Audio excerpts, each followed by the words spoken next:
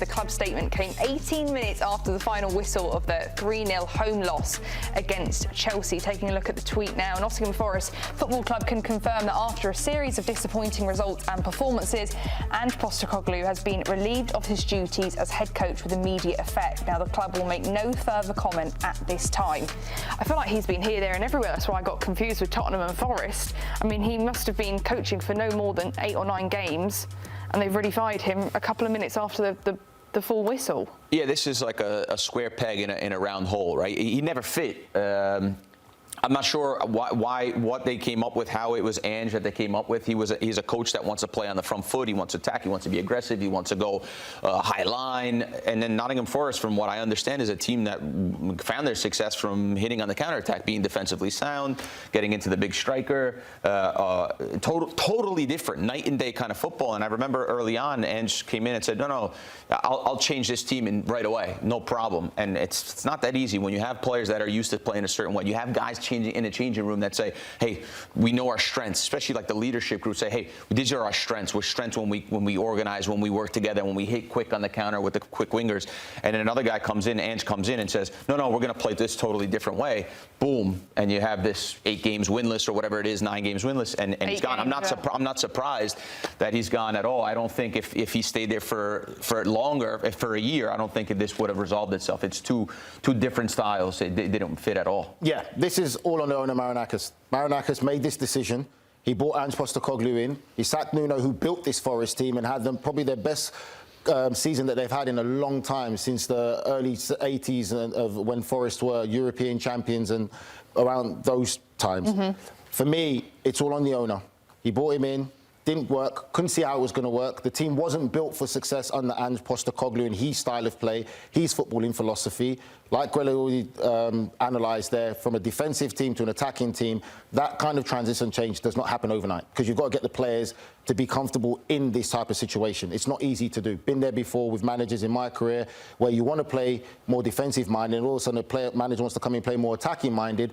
It's hard to make those transitions for some players, because some players are a lot more comfortable without the ball and some players are comfortable with the ball.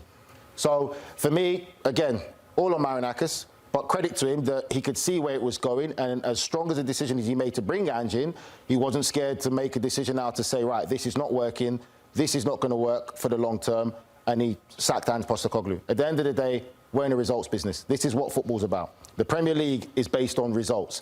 Right about now, the season that they had, and he has a desire to want to win the Europa League, and if he sees that it's not going in the right direction, a decision that he made, he's strong enough to be an owner and say, OK, go on. Whether he's going to apologise or admit he made the wrong decision in the first place, that's going to be down to him.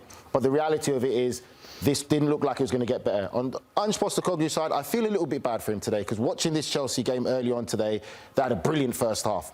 But again, most managers make their money at that half-time. What you do and what you see. It's all great putting in a 45 minutes performance. He couldn't do anything for the chances that Nottingham Forest players missed in that game today, because Forest should have gone in at half-time, at least 2-0 up against Chelsea, and it could have been a different result. But when you come out in that second half, that's your job as a manager at half-time. You've got to know and sense, understand, don't let these players take their foot off the gas. And then you go out in the second half and you completely capitulate. You lose 3-0 at home. Everything goes. No one cares about the first half no more. It's a results business. You lose 3-0 at home, doesn't look great.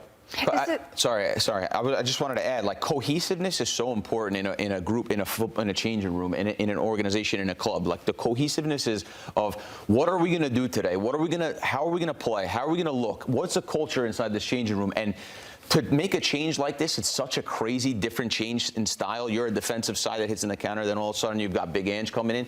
You need a full preseason, in my opinion, to make that kind of change. And even then, it can be difficult, because it's like you're asking me, I'm right-handed, you're asking me to right left-handed. It's like, it's not something that comes easy. It takes time. So it does. Without a preseason, I think it was nearly impossible that he was going to make this team with these players play in a different way. It takes years to build that. Yeah. It takes years. And I'll use an example of Brentford. When Brentford first came in the Premier League, they were a very direct side. They played long balls, and they slowly adapted to now where they play balanced football. They can attack, they can defend, and they changed and adapted from being a long ball and direct team to being like a Premier League side. To go from this transition to this, especially with how Ange Postecoglou plays, you need certain type of player profiles and personnel. And that Forest don't have. It will take windows and windows to gradually bring the players in. But for me, it was a very difficult situation from the start for Ange Postecoglou going there. Most of the Forest fans weren't with him. Wasn't a decision that most of the Forest fans supported in getting rid of Nuno. And then now you leave yourself in this situation. Yeah, it was the second shortest Premier League managerial reign. 39 days. He didn't win a game. Yeah. Let's not forget that. No, That is, he's 8 games and there was no win. No wins in 8 games.